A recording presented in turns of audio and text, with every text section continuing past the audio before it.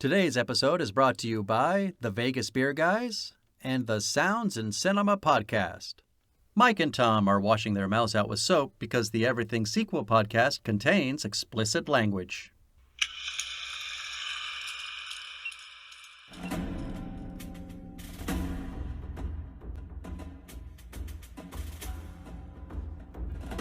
Hello and welcome to the Everything Sequel podcast. This is the last 2009 single edition.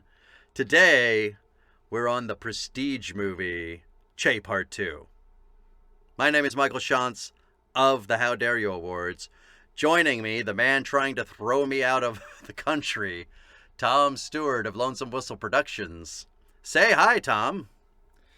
With a mojito, you cannot grind up the leaves. That was news to me when I... I've never seen a mojito not muddled. Yeah, well, there you go, and that comes straight from the mouth of Fidel Castro. From Castro, So, yeah. Do with that what you will. A guy known for his honesty, historically, right? You know who Fidel Castro? Do you know who Fidel Castro reminded me of in that moment? Oh no, tell me. Nelson Muntz. When he's talking about huckleberries.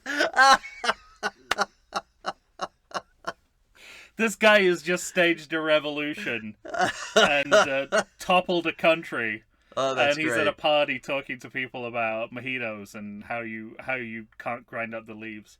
You know, with a huckleberry... Yeah, what's he say? Is like, you gotta get them right when they're nice and plump. Yeah, he's like, I have fresh huckleberries, and now I can't go back to frozen. I mean, I kicked the guy's ass! And if they're too taut, you just powder some sugar on it. Oh, it's so funny.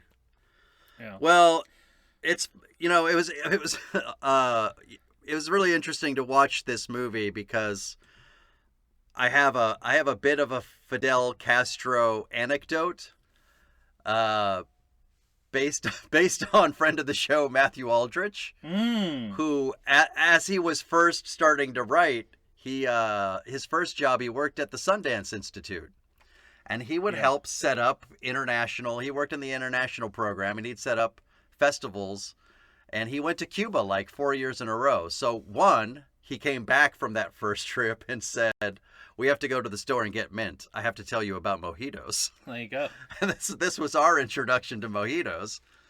And then two, they had set up this festival. I'd have to ask him, but I think I have this right when I say that, there was a group of people that went. So you have some writers, some directors, maybe some actors.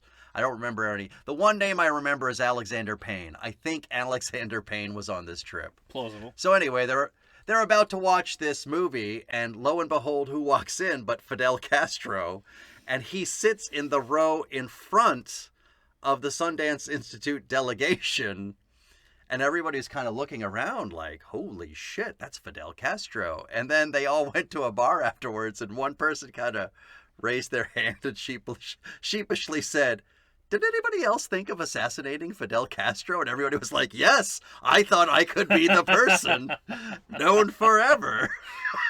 If I only had a pen in my pocket. Well, it could have been a reverse gadget pen from Pink Panther 2. Yeah, you never know. For all he know.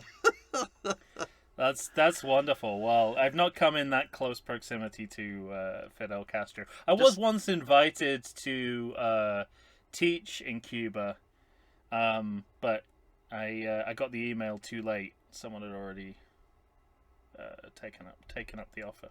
Oh, well, there you go. They sent it out to everyone who was working in my department, and I got there too late. And that's would you have gone? I would have absolutely gone. I mean, Yeah. I'm British, so I have I've got no skin in the game in terms of but it'd be less thrilling because I'm allowed to go anyway. Yeah, right. We're American citizens are not actually allowed to go to Cuba. They have to get special permission to do that. Mm-hmm. But anyone, outside of America can just come and go as they... Well, probably not that easy, but easier. than people have it here. Well, I would have absolutely, I would have absolutely done it. And one of the things, and germane to what we're going to talk about, is that anytime you want to romanticize Cuban communism, the two things you talk about are education and medicine, right? Mm-hmm. It's like top notch in Cuba. Right, right.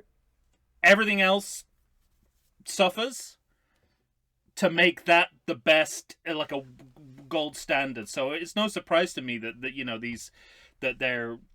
they're going to all these universities around the world, going, you know, come Here, come right. to this. Yeah, and the people I knew who went there to teach came back saying, "Boy, they got it figured out there.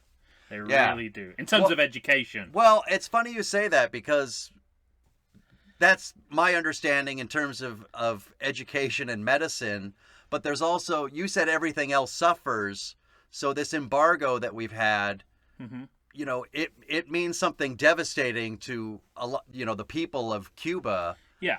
But one thing I remember, I haven't been myself, but talking to others who have been to Cuba, they said, of course, lifting the embargo would be great for the people, but at the same time, it would also ruin some stuff that's kind of magical about Cuba. Like, all the taxi cabs are all these, like, 1950s Chevrolets and Fords, you know, these kind of classic cars, because that was the last time we sent anything there. And so there's something kind of magical, nostalgia-wise about that as well. I mean, you want the people to be better off, but it comes at the price of civil liberties, but you know, it keeps it the 1950s fantasy camp that you want it to be. Right. So, there's persecution and repression of civil liberties, and obviously, the problems that come with any totalitarian regime, but all too often, communist Cuba is caricatured as, you know, this kind of banana republic, and that's not necessarily the case in some aspects of the society. Right. Yeah. Although it is certainly true of others, and you know, I'm not trying to minimize, you know, the LGBTQ persecutions, which, you know, is obviously, like, on a human rights level just horrific, but it's no one society has got it all figured out. No, yeah. Anywhere in the world, you know, and you sometimes need to remind yourself of it. And I think this is a movie that's trying to remind you of. I mean, we're not talking about Cuba necessarily in this movie. No, but that's part one. It makes the arguments. it makes the arguments for and against the path that Che Guevara and Fidel Castro took Cuba down. Mm-hmm. And you see both sides. Well, and especially in this movie, you see what does happen to the people. Mm-hmm. These poor farmers that are just trying to, you know, live in the hills. Yeah. And when they're being pulled by both sides. Right. And what that does to their, you know, tiny communities. And it's horrific. And that's an interesting part of warfare that I think we alluded to in the ranking episode, that most movies wouldn't do, but Steven Soderbergh takes the time to focus on in this movie. And that's why, it's one of the reasons why this movie's at the top of my list, one of the reasons why I find the movie so interesting, and why, in the end, I think it is a compelling movie. Absolutely. I agree. I agree with all of that. I think, you know, every movie about politics has to balance the political and the personal, mm-hmm. and find the right balance. And it's extremely hard to do. It's one of the hardest things to do in storytelling, I think. But what you're saying about how we see violence through the experience of the farmers, mm-hmm. I think that goes a long way to uniting those two spheres in the movie. Also, this idea of kind of focusing on this very small canvas, you know, something that happened over a very short period of time. But like you said in the ranking episode, how that represents his whole life. Something much bigger. Yeah. Represents his whole life, and, the history of Bolivia before and after as well. Mm-hmm. Well, we're talking Che Part 2, everyone. Directed by, as we said, Steven Soderbergh. Have you heard of him? Sex, Lies, and Videotape, one of my favorite movies of all time, Out of Sight. A great... Yes, I mean that's the one. That's my go-to as well. I mean, as an Elmore Leonard fan, you have to attach far more importance to a successful screen adaptation of Elmore Leonard's writing than you would most movies. But I think even in its own right, it's a fantastic movie. It's a great film. And then one that you should appeal to you, The Limey. What a great movie. With Terrence Stamp. Terrence Stamp? Yeah, that's right. Terrence Stamp, The Limey. Mm-hmm. But just go right down the line. I mean, Aaron Brockovich, Traffic, the Oceans trilogy, Magic Mike trilogy, Logan Lucky. He's had a varied career and a fascinating career. And he's just for me, he's just one of those guys where if he's directing a movie, I'll go see it. I'm the opposite, I think. Not that I've actively dislike him, but I've never been compelled to see one of his movies. Oh, wow. Unless the movie itself interests me. His name attached to it does nothing for me, which is probably why it took me until now a few weeks ago to see Che Part 2, and as soon as I'm done recording this episode, I'm going to watch Che Part 1. I've been holding off because I don't want it to contaminate our discussion. But I'm very excited about seeing that. So, and it's interesting, and as I think I said in the ranking episode, I feel exactly the same way about Benicio del Toro. I won't make the effort to watch a movie just because he's in it. And yet, I admire his work in this movie immensely. That, I think we're on the same page on. I won't go see a movie just because he's in it. But if I find the movie otherwise interesting, then, what am I saying? I'll go see everything anyway. Yeah.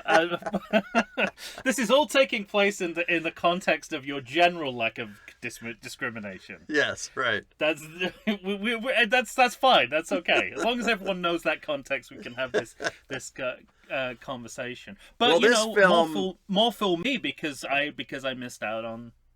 Yeah, right. A great movie, I think. Yeah, this film 79% on Rotten Tomatoes. Obviously. Spoiler alert, Che does die at the end of this movie. But maybe the other reason there's no Che Part 3 is a budget of $40 million, an opening weekend of $61,000. In the USA, it made $748,000, and in the world, $8.6 million. So yeah, there's no Wakanda Forever for Che. No, yeah. And it's funny because even as the movie opens, when you are at the tail end of being able to raise money for this kind of passion project that I assume Benicio and Steven Soderbergh wanted to do together, when the first things you see are IFC films, Wild Bunch, and Telecinco films, you realize, Yeah, you've taken money from everyone in town. Everyone and their mother. Yeah, hat in hand. And you've still come up short. Yeah, it's really interesting. I think it's Passion Project is a really interesting way of looking at it. If I'd have thought that's what this movie was, I probably would have gone and seen it, but I thought it would be like a bastardization of Che's life. Oh, yeah. Basically, I thought it was. Why'd you think that? I thought it was going to be I thought it would be because of the people involved. I thought it would be a Hollywood biopic. And as I said, I really enjoyed the Motorcycle Diaries, and I didn't want to kind of dilute that. Gotcha. But I got it all wrong. My perception was all wrong. They were doing this with more than the best of intentions. They were doing it with really innovative filmmaking as well. Well, I'll be sure to loop that comment. You have enough of those comments by now, surely.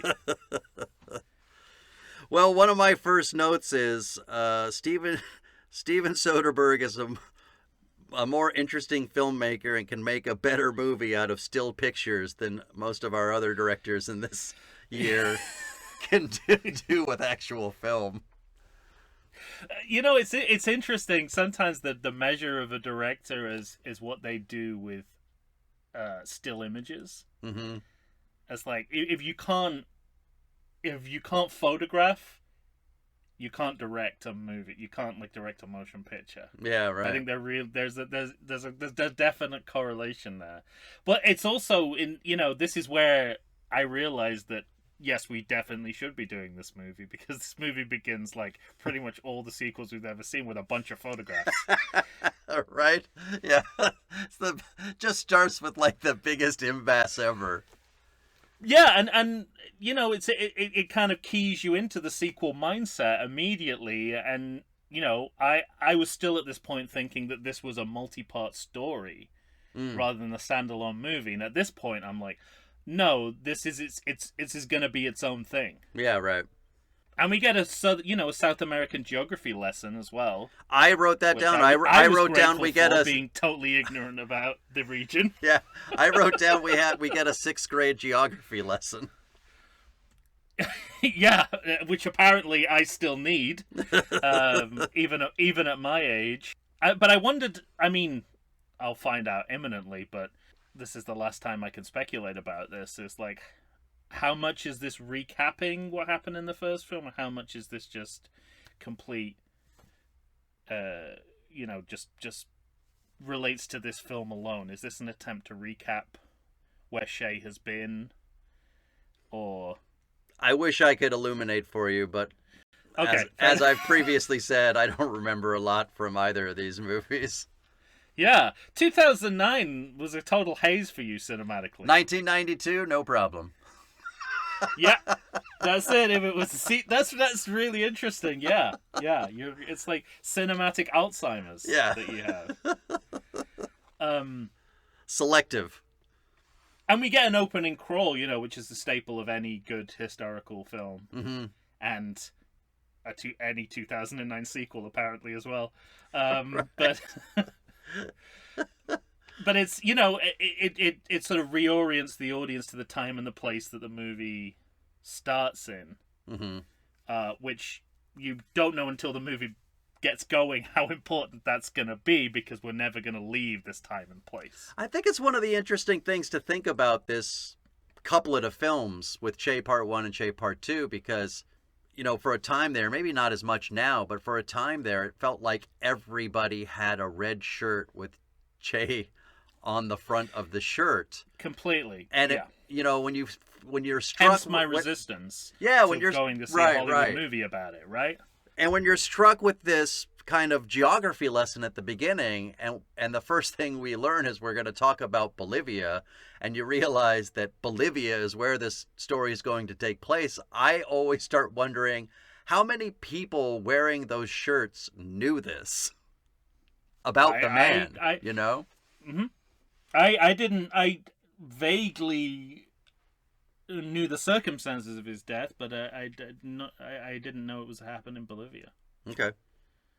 And that's the great thing about this film, is it doesn't underestimate the specificity of it taking place in Bolivia, because so much of this film is like, are these Bolivian revolutionaries going to accept this foreigner?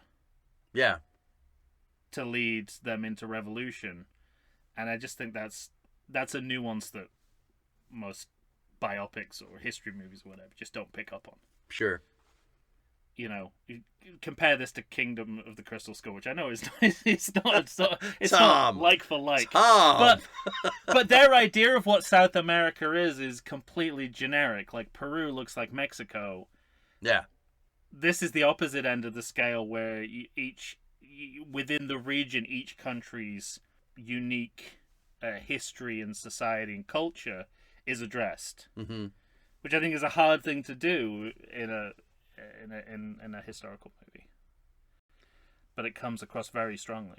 Yeah, and it's funny because when I think about the location of this movie, it looks so unique and different than any other movies I've seen. And obviously it's a period piece, but it also kind of takes me back in a sense of, it's taking place in South America, but it feels like the locale of it seems like it could be Mexico or Southern California before any of us were here. Well, that's what's happened when, and again, something really difficult to capture in a history film, the sense of lived experience. Yeah, right. And that's what most history films, they're like such a massive canvas that they never, you can never feel that recognition that it's a place like somewhere you might have been or live in. But this movie definitely does that because you live with them through what happens in the movie. And you arrive you arrive with Shay basically. Yeah, right. As he does into this entirely new environment, and you kind of learn to live there the way that he's learning to live. Yeah. And as the narrative opens and Fidel Castro is going to be reading this letter from Che saying, I'm resigning all of my commissions, all my posts, all my, blah, blah, blah, blah, blah. Yeah. And people are kind of asking, well, what's happening? What, is he coming back? And Fidel is kind of mum on the word. But I thought it was interesting that they choose to show us this moment between Fidel Castro and Che, where even Fidel Castro is saying, hey, why don't we wait a hot second here, and not do this right now? And it's almost prescient in the way of the movie's almost telling you what's going to happen in this first moment. Yeah. That Fidel Castro is predicting it. Mm-hmm. Yeah. That it won't go as well as it has in Cuba, There's got to be a reason why he stayed in power for so long. The man you can say many things about him. Yeah. He is not a fool. Yeah, right. Yeah, and I think it's fascinating that, that Shay, who is both he's both a legacy character in these two movies, and also, of course, as you've alluded to, this pop culture icon. Mm-hmm. He's reintroduced to us through a secret identity. Yeah, right. He's when we see him, he's in disguise. He's almost unrecognizable, and I really like that. I really like that choice. Yeah, me too. Started kind of re-mystifying him. Could you pick up on that we're so familiar with, right? All over again. Could you pick up on when they show him with his family? Like, for the briefest of moments, I thought, are they all in Bolivia already? But then they had that scene where he's, Yeah, it's a little. I think it's sort of. I couldn't tell where he was when he was with his family. Is he in Cuba? Is he somewhere else? I think that's him in Cuba before he leaves. Okay. I may be wrong about that, but I also think the movie has that 1970s, keep up, we're not going to tell you everything vibe about it, which I also like. Yeah, no, I'm okay with that.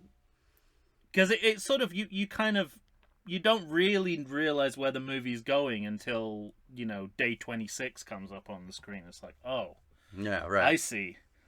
This is a countdown, essentially, to his death.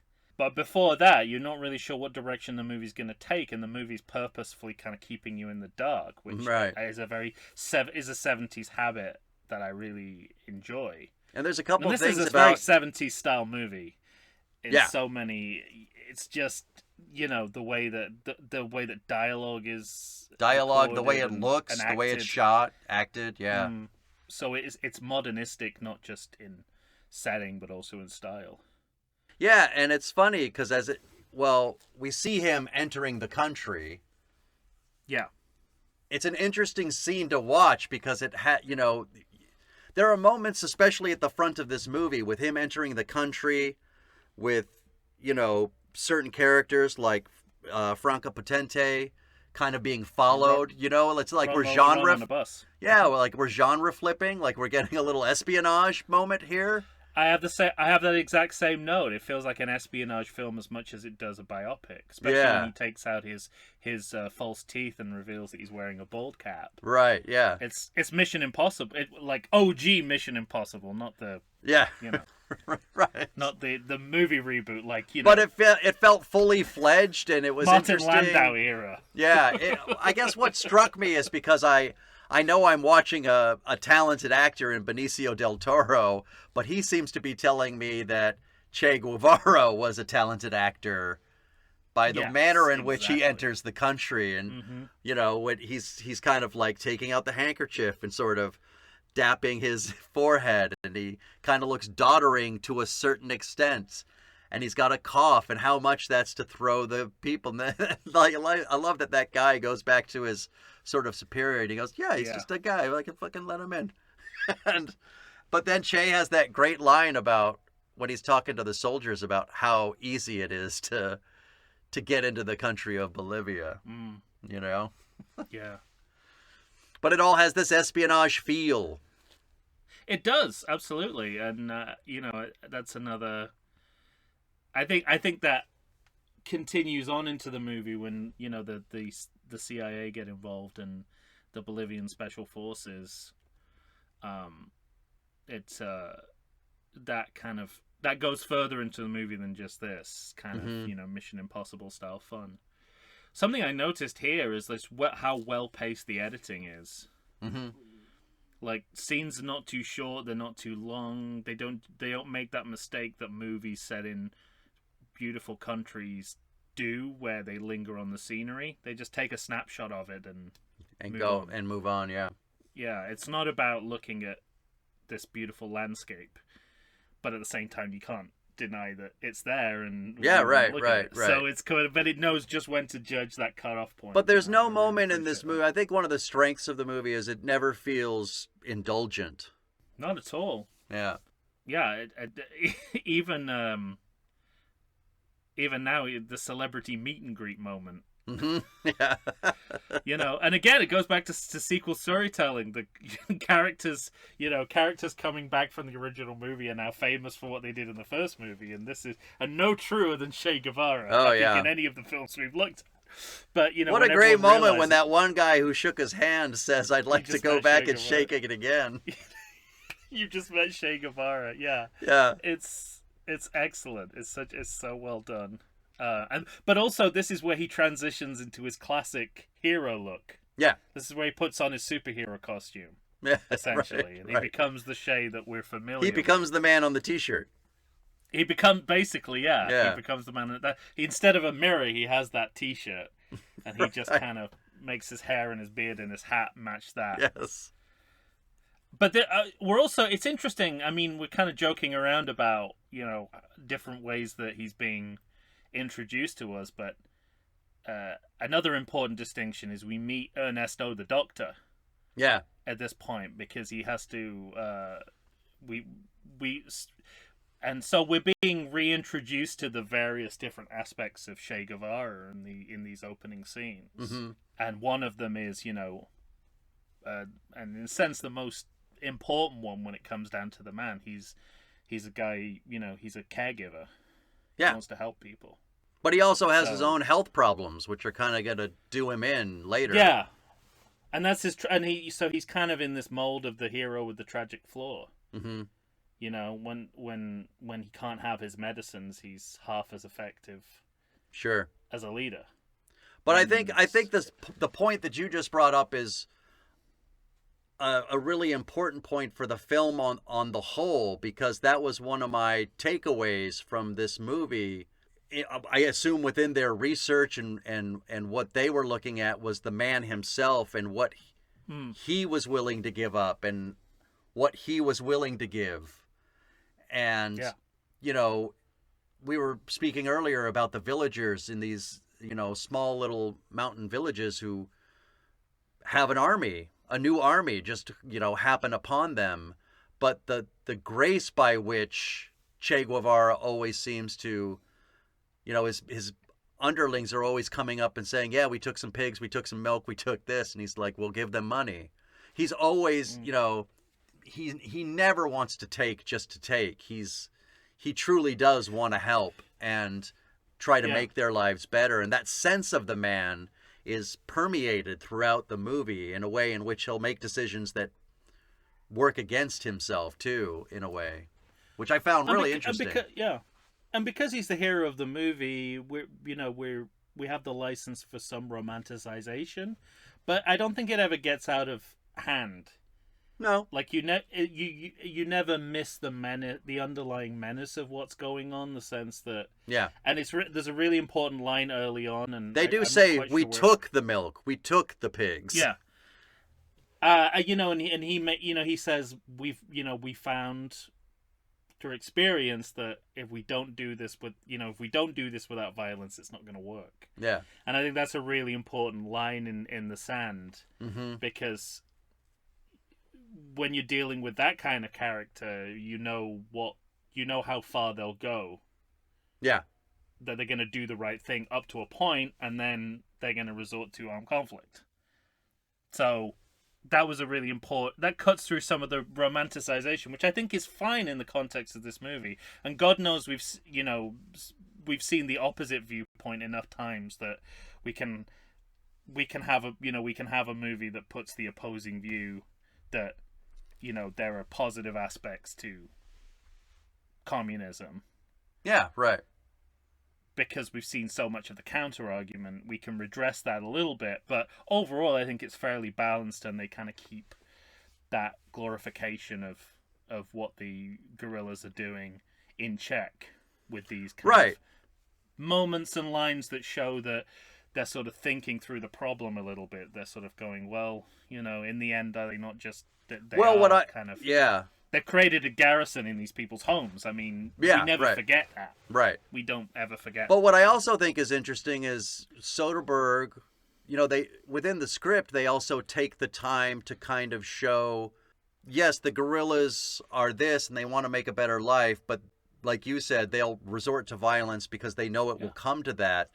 But there's also nuance in the sense of the villagers themselves who say they want a better life, but also understand that the status quo, it's the easier path. So I'm conflicted because, I don't really want trouble. Trouble might mean trouble for the country could mean big trouble for me.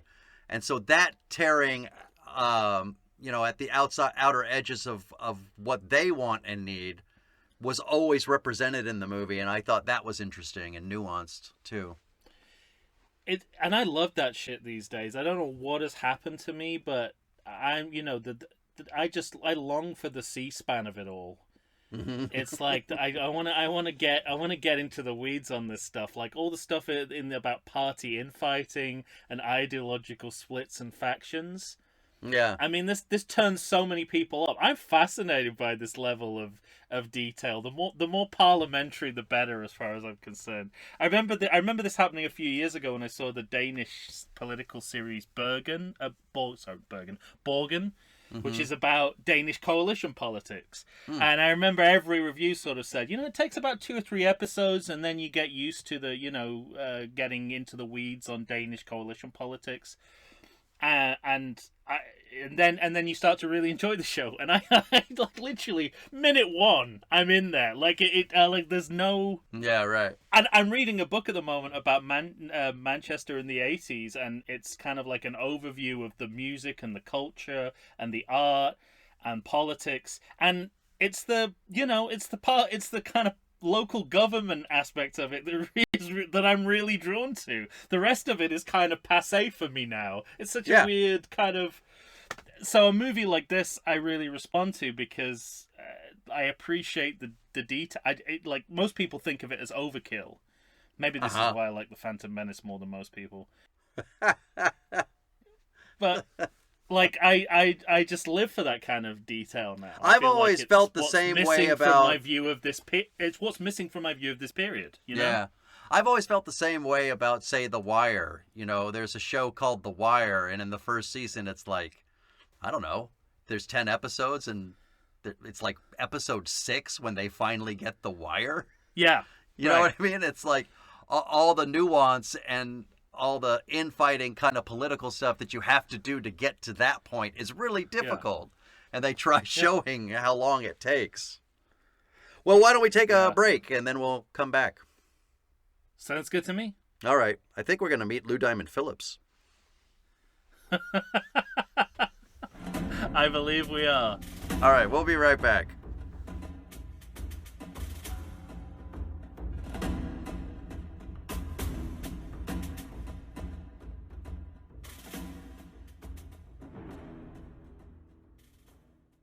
I like to think I know something about beer, but nowadays even I get overwhelmed when confronted by the exhaustive selection of craft beers they have at bars, breweries, and even grocery stores. Back in the day you had one, maybe two craft beers to choose from, and if you were confused, you ordered a Guinness. But in beerstinations like San Diego, the craft beer options lately are in double, sometimes even triple digits. So what's a beer drinker to do? You need what I need, the Vegas Beer Guys. Your beer of choice should be a perfect blend of malt and hops. And so a live show about beer needs that same balance. And the Vegas Beer Guys matches beer expert Dan Aker with self-proclaimed beer novice Stephen J. Weiss. The results are eminently drinkable. They're on Facebook, they're on Instagram. They'll try new beers, they'll tell you about beer. Think of them as your beer Sherpas guiding you up a foamy-headed mountain to reach the peak of your pint. God, I need a beer.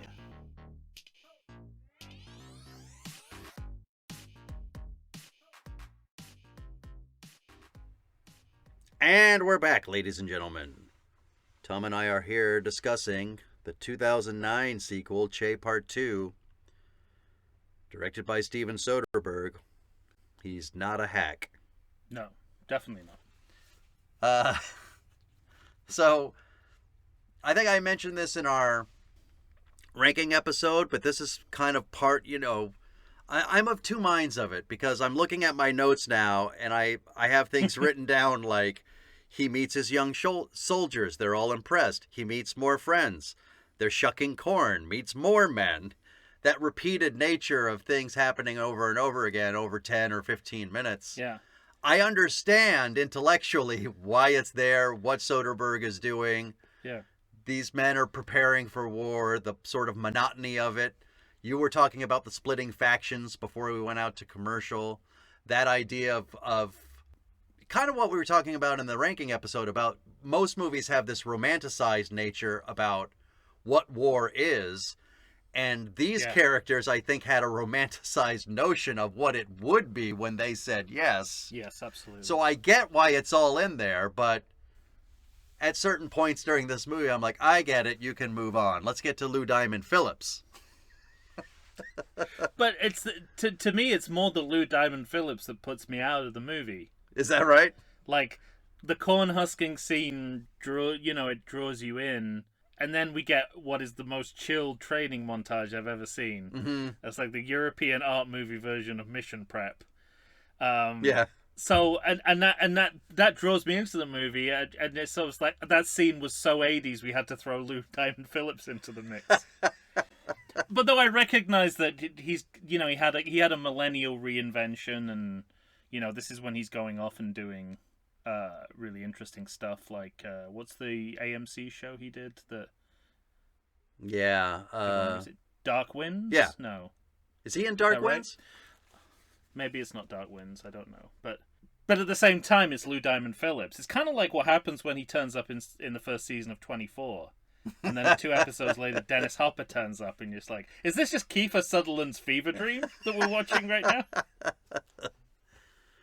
These are interesting moments to me, though. I like the idea. I agree. I know. I'm just like, it's one of a handful of moments in the movie where it feels a little too Hollywood for me. Just because he's in it? Kind of.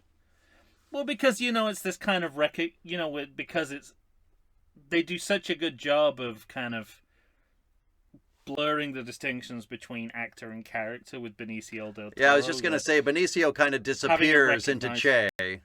Yeah. So when you having see a recognizable face. Yeah, like when you this. see a recognizable face in a nice white shirt that looks pressed and like a sweater tied around his neck, his shoulders.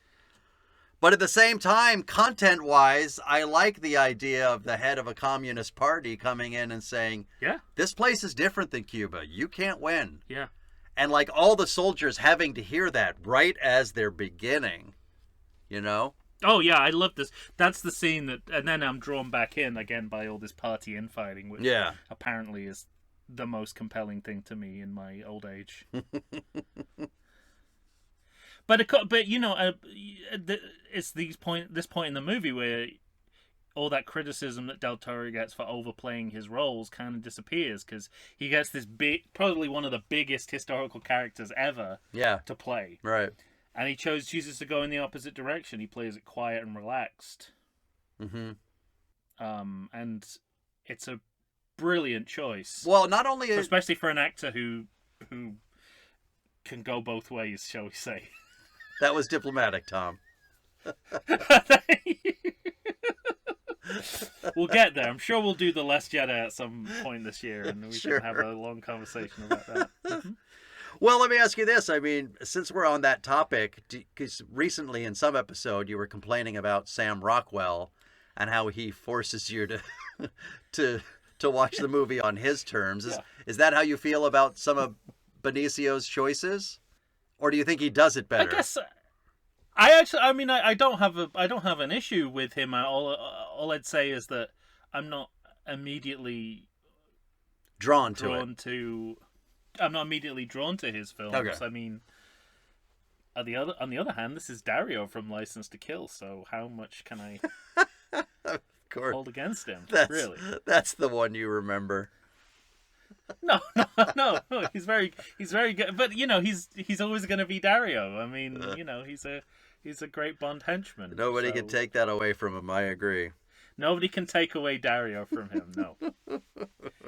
But it's just that, you know, this is, I'm continually impressed that he keeps making such good choices.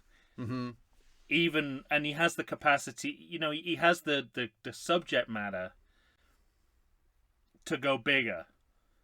Sure. Yeah. And he resists that unless it's absolutely the only way to play it. Yeah, but what I was going to say this earlier, what I found interesting is that kind of quiet charisma works for the audience and the character. Because it's... Yeah. One of the things that struck me as I was watching this movie was he was portraying Che in a way in which, like, his quiet leadership would compel me to follow him. Yeah. I found it really the way interesting. The way that he's shot and the way that his dialogue kind of flows, it's very Godfather-like. Uh-huh. He's a kind of a Don Corleone figure, like a Don Vito Corleone figure. Right. Definitely not a Michael. Not a Michael. Despite Michael's links to Cuba. Yeah. No, he's Nobody... and, you know, the way Nobody's going to be caught in this movie saying, you know, I tried to get out there. yeah. Fredo! Out the belly, you fuck! Forgot how to act. So just throw that in. But it's, you know, it's the same dynamic of you know, the benevolent despot, the guy who is what he represents within his organization is threatening and menacing, but Well- the man behind it is anything but that. Right. And that's what makes The Godfather one of the greatest movies of all time, is you have that dynamic going on, and it's just taking place on a historical scale here. Right, and we're going to get one of those scenes coming right up, because, I mean, first we find out about, like, Fidel is still helping, he's sending money, but there's a real... By the way, I really hope there's more of Damien Bashir's Ooh, he's good. Castro because he's in this movie for minutes, Yeah. and I was instantly hooked. Yeah, me I too. was like, oh, this is Fidel Castro. Mm-hmm. He's really it's like good. when you see Stephen Graham play Al Capone in Boardwalk Empire. It's like, oh, that's Al Capone. Mm-hmm. Everyone else has been getting it wrong. This is Al Capone. But we have this scene coming up in which some of Che's men, they're talking to that guy with the Jeep, and they, like, kind of give him that warning of, like, you could talk, but if you do talk, you know what I mean? It was very Godfather-like in the sense of, like, It you was. might have an accident. Like, I'm not saying I'm going to kill you, but, you know, it was... He was speaking But all in gray, but it was black and white. What Yeah. would happen if he chose to talk? Definitely. It's, the balancing out the decency of their intentions with their underlying menace. Yeah. Something else I noticed at this point, and I don't know if it was complete visual coincidence, but the gorillas sit in the forest like actual gorillas. Yeah. Right now.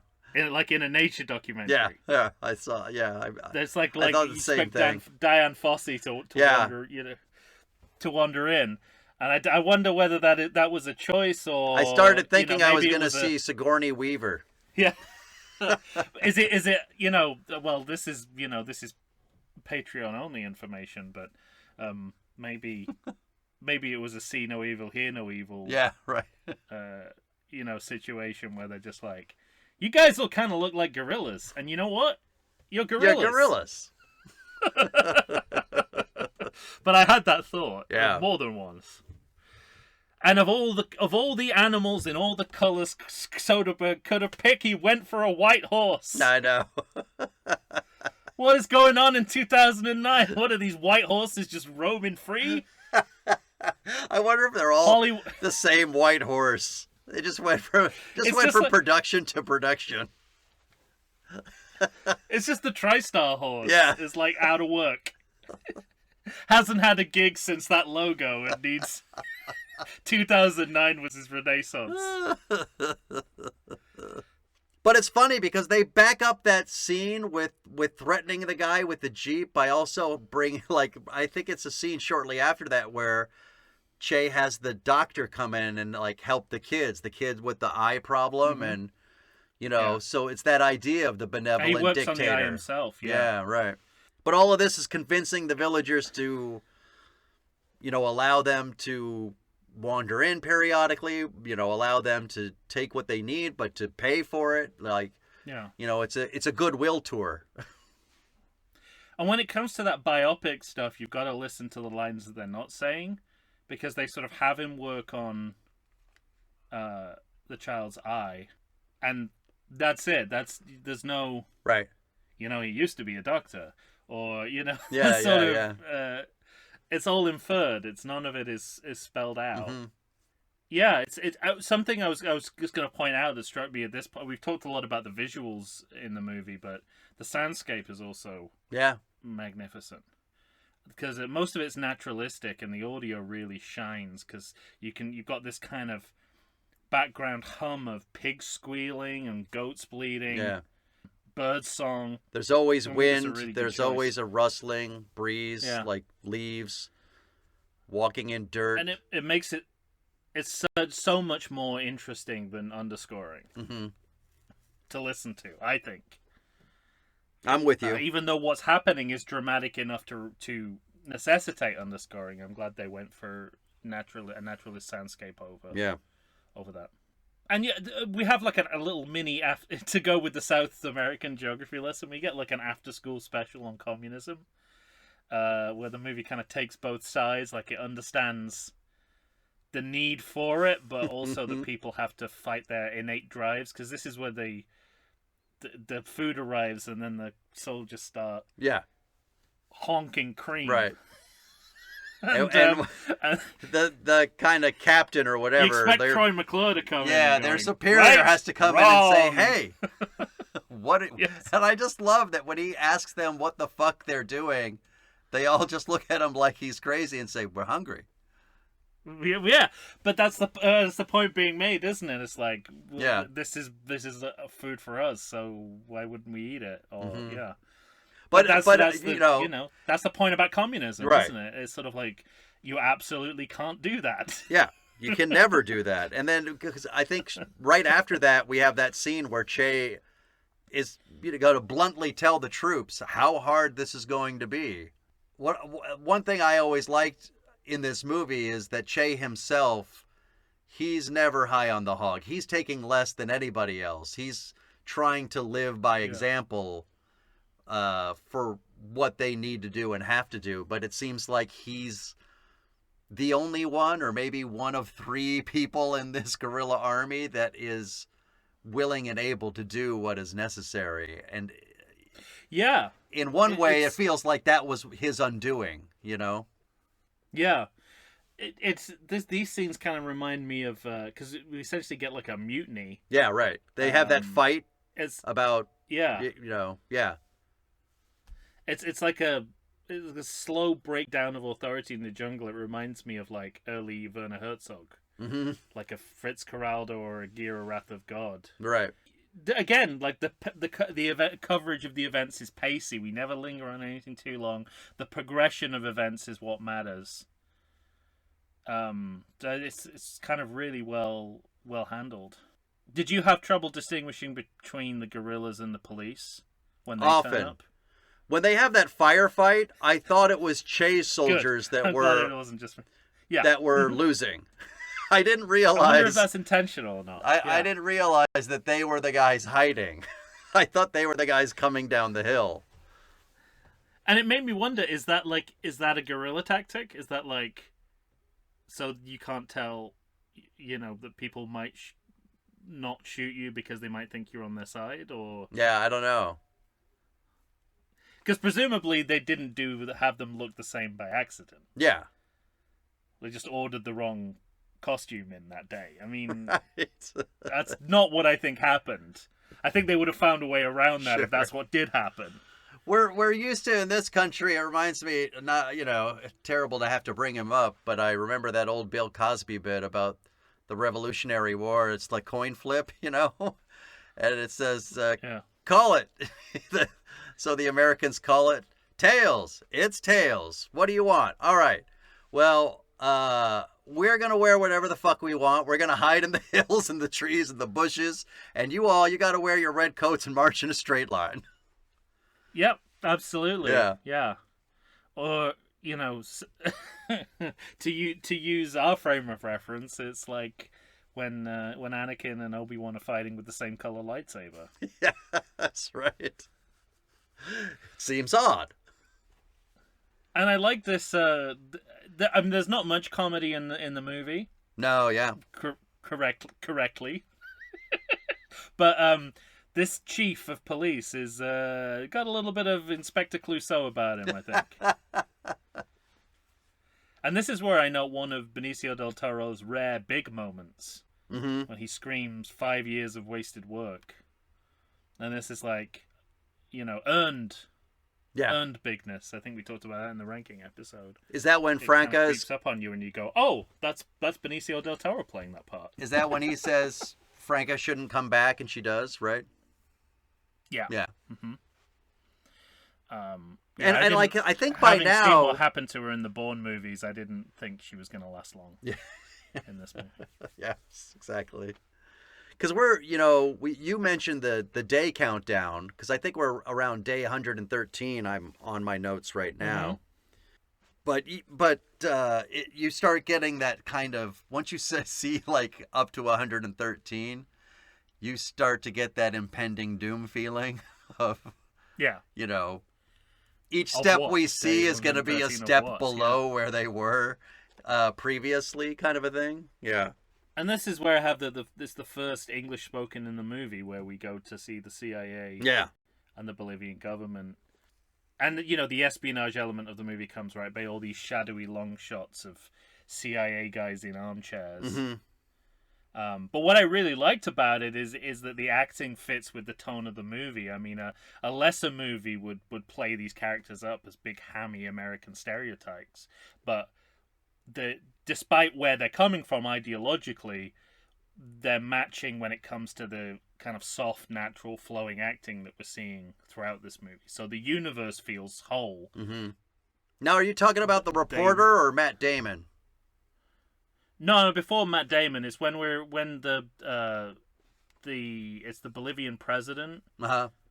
And he's being visited by the CIA. Forces. Yeah, that's right. Yeah. And you could see this be going down a caricatured path, and it doesn't, Mm-hmm. because the movie is in many ways anti-American. But they never succumb to that temptation. Yeah. I think. Well, because it's also, in fact, it might be right before that scene between the president and the CIA, because you're also starting to see the kind of fractal nature of their relationship with the villagers, because there's like Yes. sometimes the villagers are gone and they just take things. Mm-hmm. And Che says, "Leave money." Like they have to be reminded to leave money, that kind of thing. And so you get that nature of the kind of the basest form of humanity of like, well, now I'm going to take because I need. Yeah. But it's Che is always like the person at the top is like the most honest, the most honorable. He's always the one that has to remind others, this is how hard it's going to be. Leave fucking money if you take something. Like, we're here to help these people, Yeah. But when you start seeing that fractured nature within the guerrilla unit itself, you're like, this is not going to go well. It feels inevitable, yeah. And Che reveals himself to be a big old name dropper when he talks about getting Jean-Paul Sartre and Bertrand Russell to start a letter campaign. Right. It's like, it's interesting because he's already dining out on his own celebrity. Mm-hmm. So, what the celebrity that we're attaching to him is something that he was also exploiting himself to get shit done. Mm-hmm. Yeah, right. If he had that connection, why wouldn't he use it? But for the most part, I mean, he'll use it to get something he needs, but within the community itself, when he's talking to villagers, he's not pimping himself in that way. He's always under radar. He's protective of his namesake in that way because he doesn't want to overshadow what it is they're trying to do with his own, infamy. Well, then, if that was true, he'd still have the bald cap and the thing on, because now he's, like, sitting there like Superman. No, I'm kidding. You want to be comfortable. No, you yeah. He's got to be. He's wearing his own Che Guevara t-shirt. Yeah, exactly. And then we get the CIA group training, and there's a moment. Yeah, I where it have looks that like note. Spectre Island, where there's kind of like yes, right. And I this is where I have the note: Americans are the bad guys? ? And then somebody says something about Vietnam, and I go, "Okay, that settles it." It makes sense now. So that's all interesting stuff, and it's right in here I too. love While that. that's happening, that is when the reporter shows up, and the reporter just kind of wants to confirm and like see Che. Yes. But in the end, it turns out he was working for Fidel anyway, right? Right. Exactly. Yeah. My next note is Cobbled Street Capture, which is a great spy film moment where they're caught on the cobbled street, like it's like something from a John le Carré adaptation, almost. And again, it's all natural soundscape, so you hear the feet on the stone, and it adds to the suspense of it all. And then I almost had a retro orgasm when I saw that '60s removable keyboard that a guy had in his.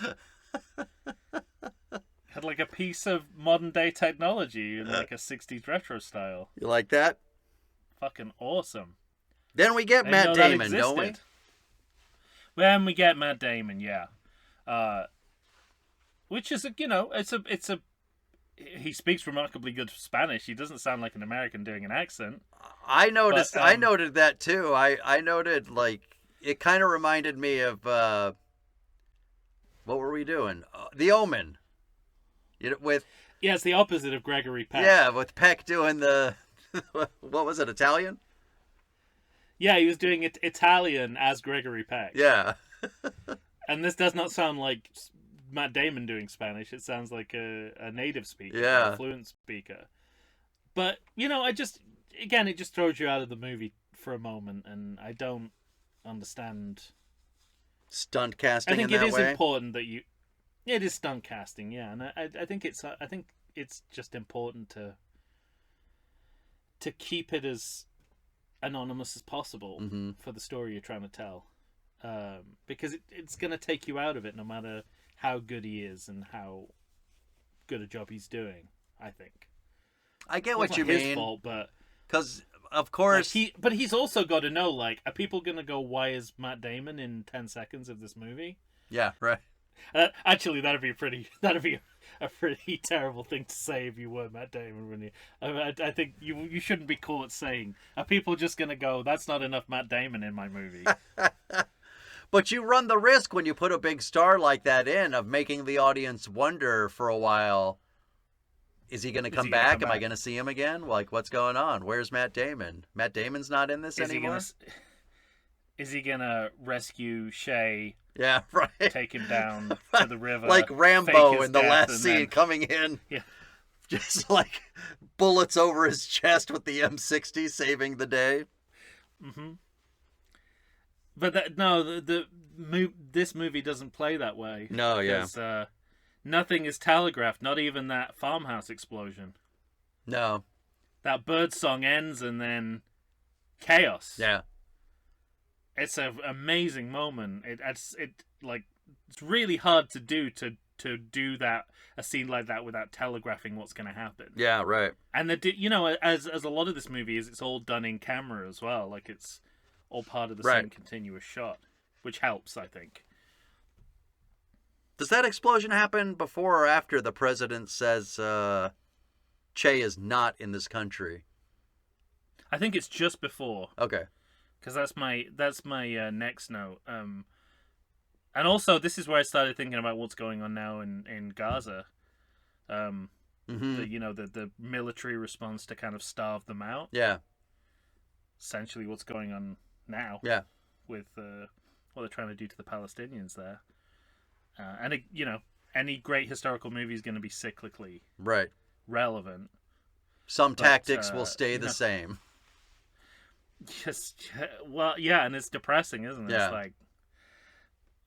It's like even 2023 despots have no new ideas. But it's funny you bring that up because that's how I felt about that moment where the president is denying what's plainly true to the entire country, you know? Yeah.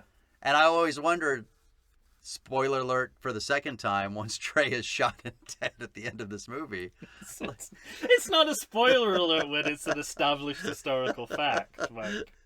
Well, I don't think that's how movie-going audiences look at it, though. Spoiler alert, the Titanic sinks.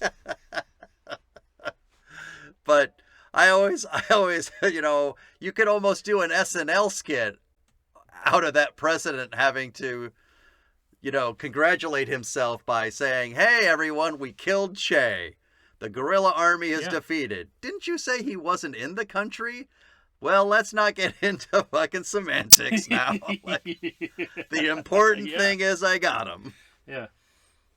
Yeah, we brought him into the country and then we killed him. Yeah. In one motion. And another choice, and all the kind of choices of how to represent violence in this movie are great, but one I particularly admired, and again, the audio of this movie is really interesting. We hear battles going on off screen through the radios. The battles that are taking place in the mines are conveyed through radio reporting. Right.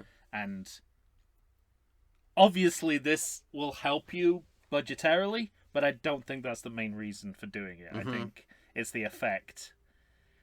It's a judicious use of action instead of breaking from where we are and going off and seeing what's going on there. I think it's much better that we hear about it over the radio. Yeah, right. And when these guys start to kind of die, I realize they're not fleshed out particularly in the movie so far. I mean, you're right. You see a lot of them being introduced to each other, but you don't really develop the characters in a meaningful way. Yet you feel it. But you feel it. Their deaths sting like any main character. Yeah. Like this movie's almost done a really good job kind of collectivizing its cast almost, where everyone's loss is as significant as the other. Is this because there's that moment where his friend, the guy he's a little bit closer to, dies?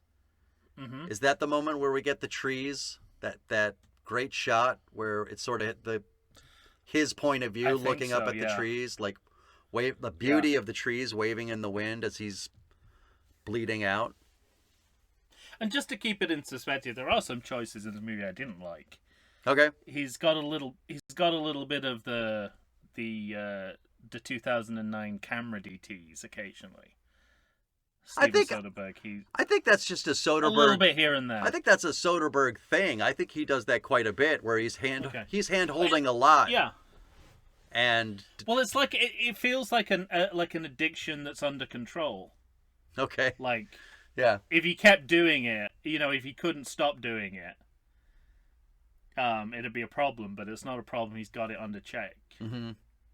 I think And I it's guess never there's like bothered a- me in the sense of, even if it's a close up on someone and he's hand holding, and the camera might drift a little bit, but it's not. It's it's not a Rob. I don't know. There's some motion sickness stuff, like when they're in the car, Mm-hmm.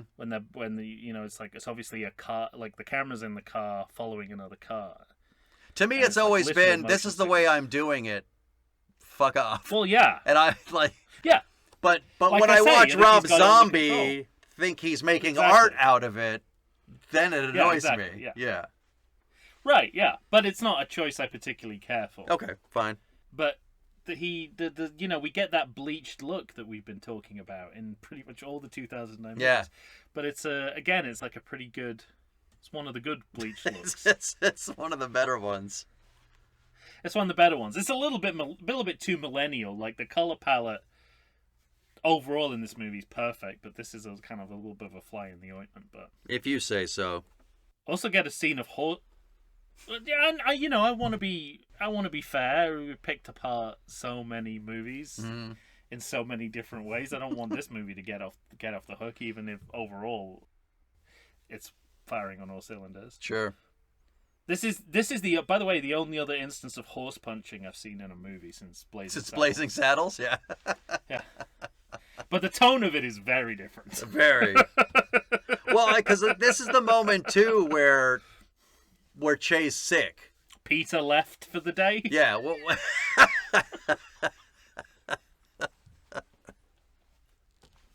Sorry, I jumped on your thing. I'm sorry. you're It's fine. almost worth it. No, it was absolutely worth it. But narratively, we're in the moment where I was speaking to earlier, where Che had left medicine Mm-hmm. back at his original camp that he needs. Now he's sick. When when the one person who's always like, if you're feeling like shit, you could look to Che and you could draw a little inspiration. Yeah. But now it's like everything's falling apart at the seams because the man is sick and like whipping a horse. Yeah, that's true. You know? Yeah, he has that moment, and it's one of there's moments like that where you go, well, this is why you cast Benicio del Toro, Yeah, because he can turn on a sixpence like that. sure. And yeah, the other thing is, like, from this point onwards, when anyone looks to Che, he's like Wheezy from Toy Story 2. He's just kind of like the whole all the Yeah. time. So he's like Mark Wahlberg in giving a speech in Planet of the Apes. Mm-hmm. He's got that great You'll have to pay line. money to find out more about. He's got that great line. Well, I don't know if it's a great line, but I guess within their circumstances, I thought it was interesting because he says, when he's at his lowest point, I think it's when he says, "We have the chance to be true men right now." Mm. That idea of sort of being able to stand up when you feel like you can't. Yeah. You know. Yeah, absolutely. Yeah, completely.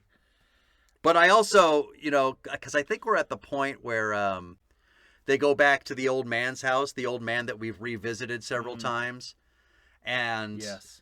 granted, I'd seen this movie before, but I didn't really remember much of any of it. And when Famke Potente goes into that room, I was like, that guy is not sick and you guys are fucked. Like, I saw that coming Yeah. a mile away. I was like, oh no, it really is going downhill. It is. And the cross-cutting of the scenes and the locales does a really good job of Yeah. building the suspense about the ambush as well. It's really nicely done. And Yeah, We're because getting we're to on the that moment moment which where that old man takes the army down, or yeah. takes the guerrillas down to the river, but had a previous conversation with the actual army. And it was that moment you were talking about in the ranking episode of watching the murder of war through his eyes as it's happening. Yeah. Which is devastating. And this Yeah, just just the surprise more than anything else of how abruptly it happens, and that moment really got to me. Yeah. It's something that you don't normally see in a war movie, at least not in that way, where you have to kind of you can't even enjoy the sensationalization of the violence. You would have to be like a literal you'd have to be a literal sadist to react positively to this moment. Yeah, right. Whereas when you see violence, you can kind of compartmentalize it as aesthetically pleasing, but if you're watching this guy's reaction and you're not feeling anything but horror, there's something wrong with you. Yeah. So it'd be a good sociopath test. But screen violence, that's one of the big problems with it is it often doesn't have that moral dimension that wants you to ask questions about it. Yeah. But so it's a really interesting departure from the norm. All right, let's wipe away our tears and take a break, and then we'll come back. Yeah. All right. A stiff drink of cream. Yeah. We'll be right back, everybody.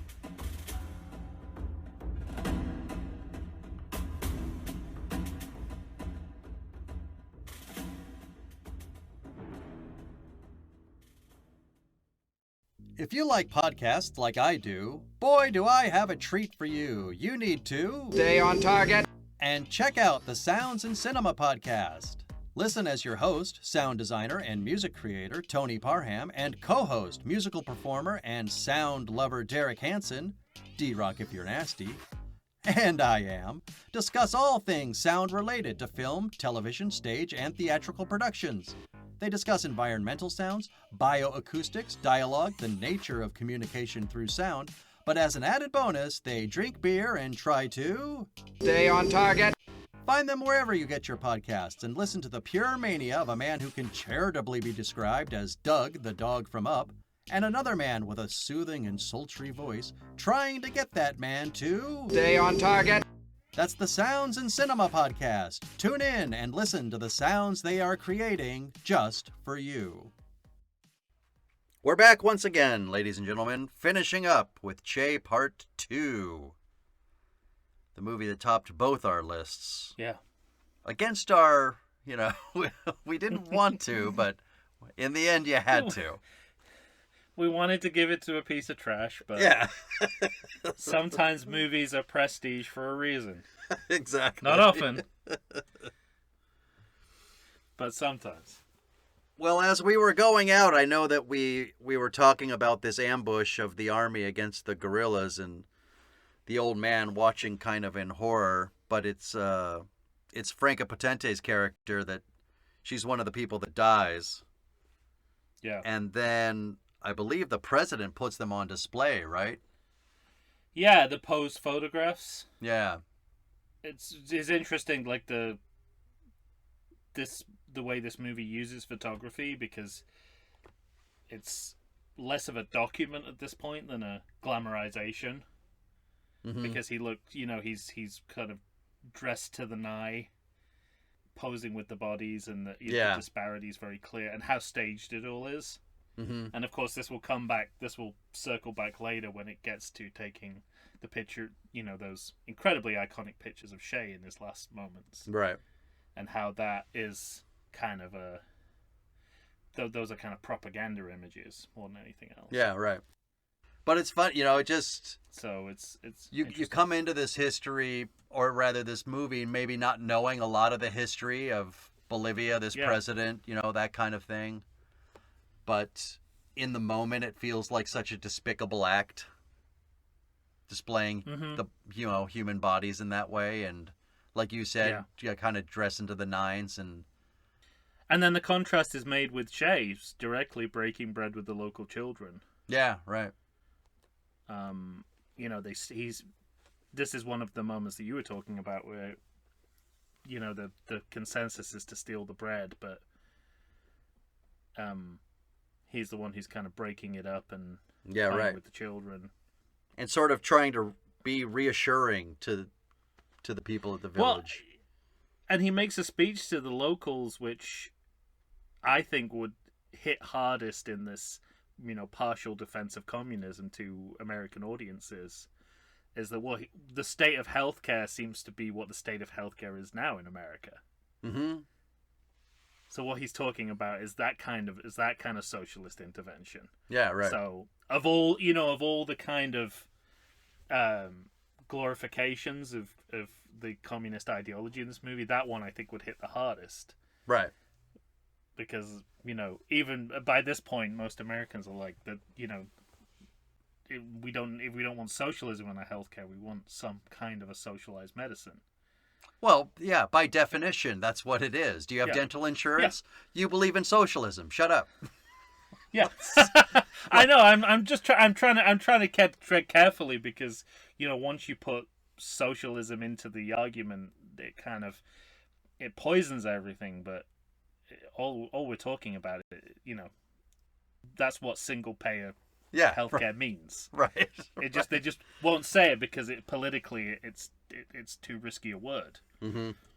So that's why we have all these euphemisms for it. But right. I just thought that was a very 2009 moment. When did that Michael Moore movie come out called Sick? The documentary about. Yeah, I do know it. I want to say like 2012, but. And obviously Obamacare is. Obama has kind of announced 2009? That would be interesting, wouldn't it? No, I mean he hadn't launched it, but I mean it was in his manifesto, I think, when he was elected, because he was 2008 election manifesto, I think. Yeah. I want to say, didn't he have Hillary Clinton spearhead it? Did he? I don't know. Maybe I'm thinking of the Clinton administration. She definitely spearheaded it in the Clinton administration. Okay. Anyway. But I have a moment. Oh, I'm wrong. Again, Yeah, 2007 was Sicko. Oh, Sicko. That's what it's called, not Sick. Yeah. Interesting. So Yeah. I think the zeitgeist is having that debate. That's a underrated, lesser known one of his films. Never seen it. I kind of grew wary of his rhetoric a little bit. All right. As much as I admire overall what he's saying. I just heard too many stories about what a not so nice person he was, I think, to kind of. Oh, is that right? Do that. Yeah, but I've liked aspects of his documentary work over the years. Roger and Me is amazing. TV Nation's amazing. Yeah. Bowling for Columbine is problematic. But I'm sure Sicko is pretty good. Then something happens, which again I've never seen in a war movie, where someone loses their glasses mid-battle. Yeah, right. I mean, these remind us that these are non-professional, everyman soldiers. Totally. It's all done in one shot, and it's continuous, and he has to get his glasses back on. Well, and not just that, but it's it's really one of the, isn't it close to one of the only times it's the biggest village we're seeing them at. It's not urban, but it feels more urban in the yeah. The guise of what's going on, of where they are. Yeah, definitely. Mm-hmm. And so once the attack starts and you realize what the actual army is willing to do in terms of friendly fire, like where they're willing to attack, how little the people matter. And then, so the scope of that in the background with all, and then you have something like the glasses moment. Yeah. All of a sudden this movie is saying more about one certain battle within a war film than most war films get to say in a whole movie. Agreed. Yeah. Yeah. And just the sort of, not even the political, but just the kind of visceral aspects of it, to be able to capture the claustrophobia of being surrounded. Like, you really do get the sense right. that the open air is closing in on them. Mm-hmm. There's nowhere to go. But that's also my note for the battle that continues on when they're in the ravine. Mm-hmm. That sort of surrounded feeling within that, and the way it's edited, because it should be very difficult to tell where the guerrilla army are, the different factions Yeah. of them in relation to each other. And yet Soderbergh is able to communicate that to the audience in a way that really Yeah. surprised me. I was really impressed by it. Me too. Yeah, and I've already talked about that panoramic shot. Yeah, yeah. But I mean, that's got to increase the sense of feeling encircled. Mm-hmm. They even do like an early iteration of something that now irritates me when they do it in the cinema, which is the tinnitus soundscape thing. You know, the kind of shell shock where you Yeah. the ringing in the ears. The ringing in the Yeah, and it's just been done to death since then. But 2009, I'll give it a pass. This is probably one of the first times they've tried it.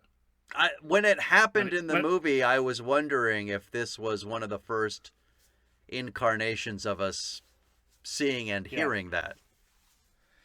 Exactly. Yeah. Now it's in Bond movies, so all bets are off. But there's another interesting thing happening when the fight goes into that ravine, because I kept asking myself if the things I was wondering were they because Soderbergh's a really good filmmaker, or is it because as Hollywood moviegoers we're conditioned, like you start to believe that somebody might be able to escape this terrible situation. Right. Like that's what you're hoping for.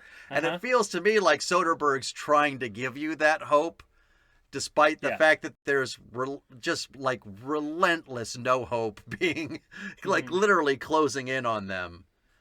And Yeah. I didn't know if it was because we're conditioned through all the Hollywood type movies that we've seen where they, Oh, yeah. Gandalf comes in on the white horse kind of moments. Well, there's a white horse in this movie, so it's perfect. Yeah, right.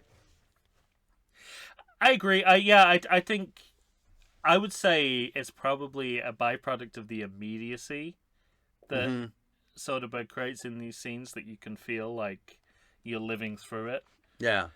and then you have no knowledge of the other. You don't have that dramatic irony that you normally have as a film goer, where you're like, well, he's fucked. Like, even Right. though you do because of history, but you have that suspension of disbelief in the moment because it feels Yeah. like it's happening in real time. But you have it for a certain amount of time, and then all of a sudden there's a moment where real dread and fear kind of Yeah.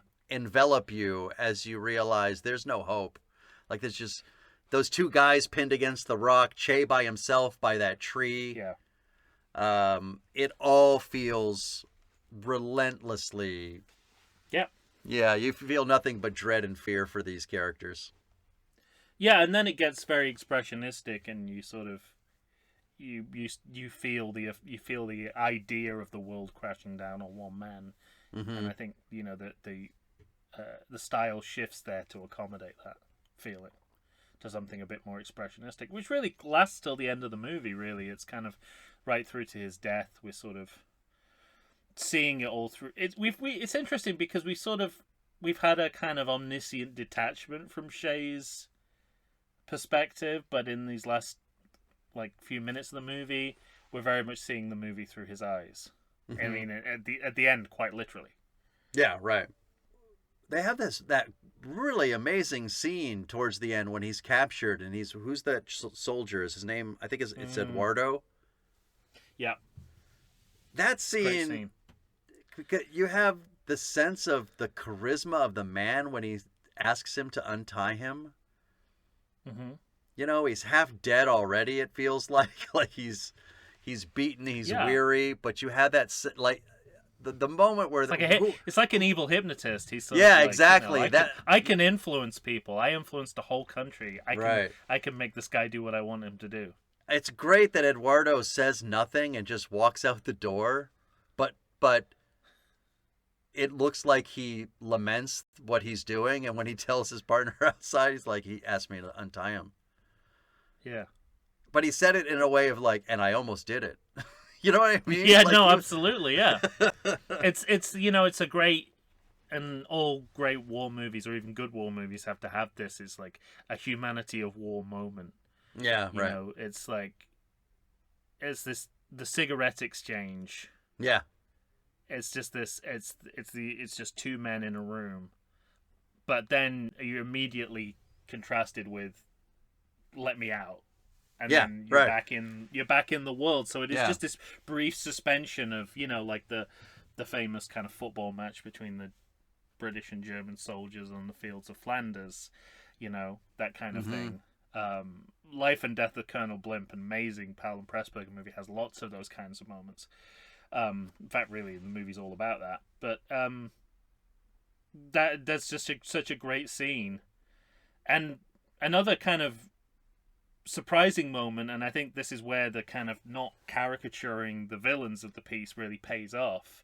And again, I don't know if this is tracked in part 1 or not, but the Cuban special force, the American special forces guy is Yeah. Cuban, and his family was his uncle was executed by Fidel Castro. Right. I don't know if we're finding this out here or whether this is tracked in the first movie, but it doesn't really matter. Like, it's like, oh yeah, what about all the people that, you know, were persecuted by the Cuban regime as well? And Sure. brings it, and you're just like, okay, yeah, this guy, this guy from his own perspective is doing the world a great service by bringing this guy down. So that's an important moment too. Absolutely. But boy, does he look like Saddam Hussein in these scenes. Yes, he does. Yeah. I He think. really I does. mean, I think Benicio del Toro. I don't know if he was trying to pitch a Saddam biopic. I don't know, but he would be the perfect man for that job. I think. I don't know if he'd get Absolutely. away with it in you know, these times of trying to match actor and character racially, but you probably would have to go with a Middle Eastern person. Yeah. Not wrongly. I'm just saying that Right. there's something about Benicio del Toro which suggests to me he would make a great Saddam Hussein. Yeah. Right.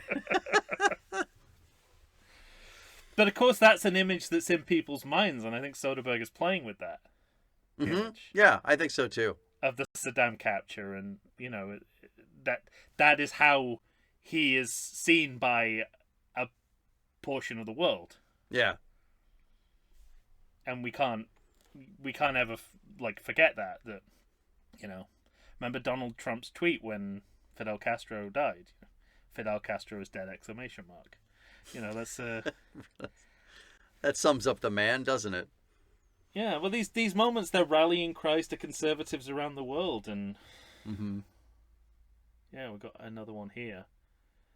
I noticed that they, you know, when they finally kill Che, it comes in the form of Order 600, which they say to us as though it's like something we all know. It's like a day that will live in infamy kind of a quote, you know?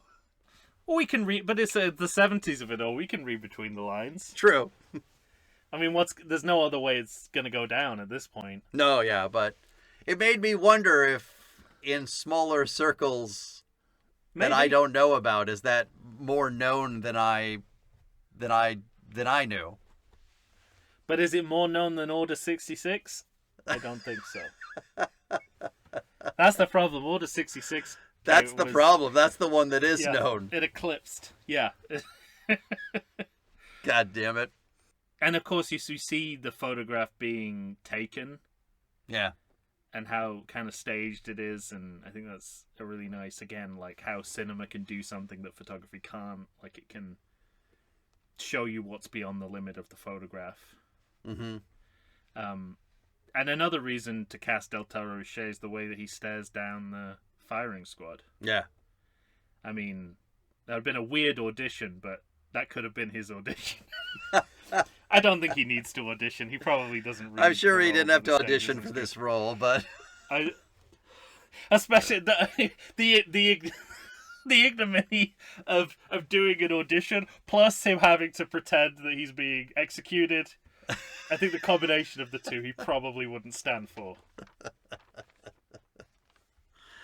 oh, that's great. But I love how he stares down that firing squad. I think it's Definitely. a great acting moment. And I go both ways on the point of view death. I think, you know, it fits in with a movie that's experimental and different, but this feels a bit more flashy, a bit more novelty compared to some of the To other the rest of devices the used in the film. Yeah. It fits style. It fits with the motif of the movie about watching people experience violence rather than seeing violence. Sure. You know, and I like the unfocusing of the camera in the moment of death. Mm-hmm. But Me too. it kind of it sort of read as a bit devicey, like a bit. I mean, I get what you mean, but it didn't bump me. You know, like Okay. I wasn't I thought it could upset have at been it. starker.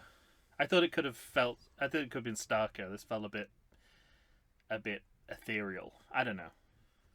Yeah, but the other choice is to show it from the other point of view, and we've seen like things like that Yeah, we have. over and over That's and what I over mean, again. like- So, you know, I admire that it's different. yeah, I just don't know if it quite. I don't know. I don't think it's as great as they think it is. it might not be extraordinary. It's the And this opposite isn't- opposite of Into the Blue 2. No, I mean Crank 2, High Voltage. It might not be extraordinary. You wash your mouth out, sir. Bad mouthing Into the Blue 2 on this podcast. So, but I think I don't know. It's maybe it's because the movie doesn't need this to sort of justify its grandeur. Yeah. It's sold that to me in so many ways up to this point that I didn't need it. All right. I think that's what it is. Fine. But obvious the great choice of blocking any clear shot of Shay's body Yeah. is, I mean, because that's like counteracting the sensationalization of his death in the media Mm-hmm. by giving them the dignity of not showing a made up corpse in a movie. Sure. I think it's really well handled. Well, there you have it. Che Part 2. Yeah, so, and then the movie end. There's a couple of half scenes that end the movie. We get a helicopter leaving that blows dust in people's faces, like what really happened at the end of MASH. Kind of moments, and then a flashback. I think. Well, he's dead, so it's definitely a flashback I was going to say, I think it's definitely a flashback. to young Shay. I don't know if it's a shot from the first film or Neither do I. it was shot for this film. Yeah, I know it's a rhetorical question. I realize that at this point. You can tell me tomorrow. That's right. But I thought, yeah, it made me think of, I thought about Godfather movies a lot, and this reminded me of how The Godfather Part 2 ends with a flashback, Yeah. which is kind of the most important scene in the movie that no one remembers is in the movie. And this is not necessarily that, but I thought it was interesting that they went back just for a brief moment before they broke the real-time aspect of the movie. Yeah. Because it's the only non-continuous, Yeah, non-linear. other than that, it's a through line. It's just straight through. Interesting. We even It's have obviously days to meaningful. count off throughout the entire movie, ticking off. That's as it. we- That's the great thing. Like, if you watch enough like prestige movies, after a while, you get inured to you're just like, well, that's got to be meaningful. Don't know what it means, but it's got to be meaningful. I know what they're going for. Yeah. That's funny. Any last notes for you before a credit check, sir? No, I'm into my credit check right now. Yeah. I noted that it was a no music credit check. Yes. Folk song, then silence. Yeah. It's like a so it's like a funeral. Basically, it's like the flow of a funeral. You get memorializing through song and then respectful mourning. So it plays. The credits are like a funeral. I think. Intentionally, I think it's supposed to be like that. I do not envy all the people who had to compile the real and multiple fake names of all the characters and actors in this movie. I know, right?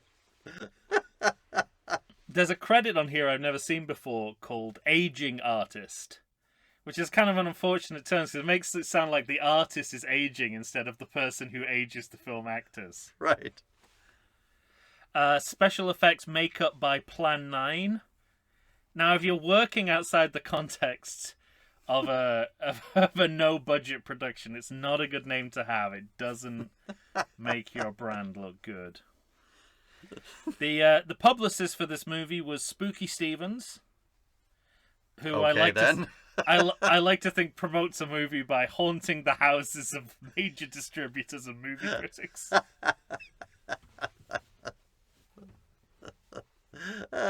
Coming soon to a movie theater near you. And then I love this I always note this whenever I see it, the history film version of the standard disclaimer. Certain characters and incidents have been composited. Yeah, right. So it's like a halfway house, isn't it? It's like, well, it's true. And on the other hand, it's as bullshit as any other movie.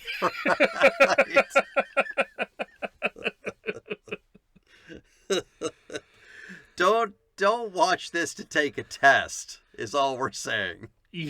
Yeah, exactly. And it's, that was something that struck me as well, and another kind of smoking gun of a good historical movie is you don't immediately know the part of the movie that's bullshit. Mm-hmm. Like, I don't know, have you ever seen Darkest Hour, where Gary Oldman plays Winston Churchill? Yeah. There's a scene in that where he goes into the tube. He goes onto a tube train, like he escapes from his handlers and goes into the London Underground. Uh-huh. And he meets all these, quote, regular people. Sure. And I'm just like, immediately I'm like, that's the made up part.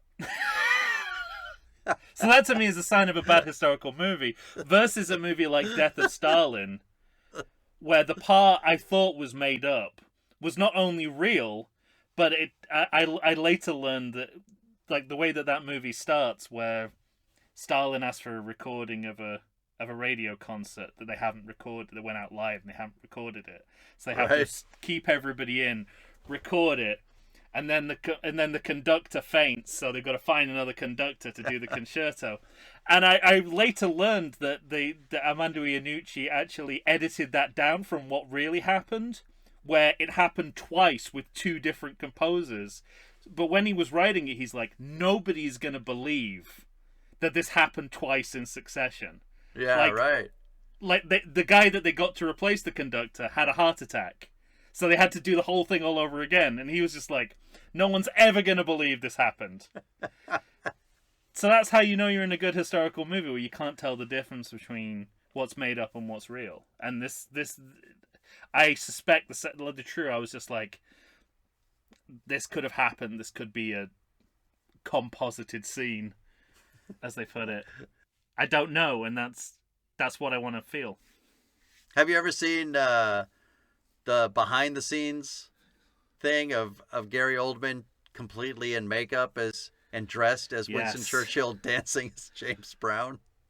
Oh, no, I haven't seen. I thought you were going to say, when you said Gary Oldman in makeup, I thought you were going to say Gary Oldman in full Dracula makeup, arguing with Francis Ford Coppola. Oh, that's now that I haven't seen. It's so much like Spinal Tap, it's untrue. Literally is just is like, when you say come through the door, what do you mean? I don't know what you mean when you say come through the door. And bearing in mind, he's in full, like, with the two big wig, brain heads. Yeah, the wig and everything. Like that. And Coppola's going, just walk through the door, Gary. Just walk through. He said, yeah, but when you say come through the door, what do you mean? That's not direction. And it's like, oh my God. I think in regards to Gary Oldman, I would say, to his credit, I think now he thinks of himself back then as a real asshole. Like, yeah, he did. He did, and there's footage attesting to that. Yeah. Sure. But it's funny, him dancing as James Brown in full Winston Churchill getup. I can imagine. Yeah. I would have liked to have seen that in the movie. I would have bought that more than the scene where he talks to regular people on the regular tube. folk. Yeah, Churchill didn't like his regular people. He liked his cigars and his whiskey. And his drugs. Yeah. And his cocaine. His evening cocaine. I'll just let the Germans carpet bomb Coventry. Anyway. Well, that's it. That's it. Yes, that's the end of that's the end of my credit check. My credit check ended a long time ago. Sorry. Well, this has been Churchill. This has been Gary Oldman's Churchill Corner. We are now a World War II podcast.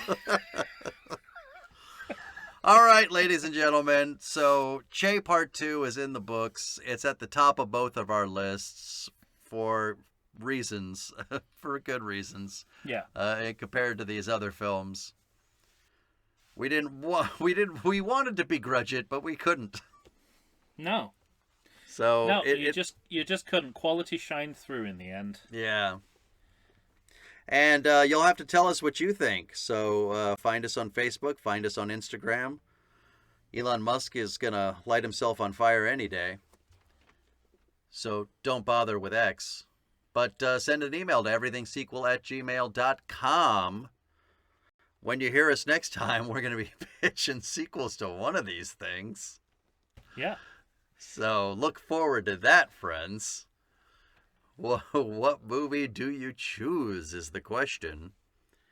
All right. For Tom Stewart of Lonesome Whistle Productions, I'm Michael Shantz of the How Dare You Awards. We will be back. Say goodbye, Tom. I suffer from rheumatism, I swear!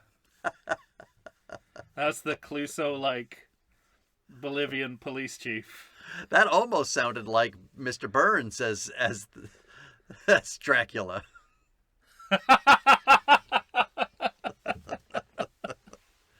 It was unfortunate for all concerned. All right, everyone. Thanks for listening. Take care. We'll be back. But I got it all wrong. You know, my perception was all wrong.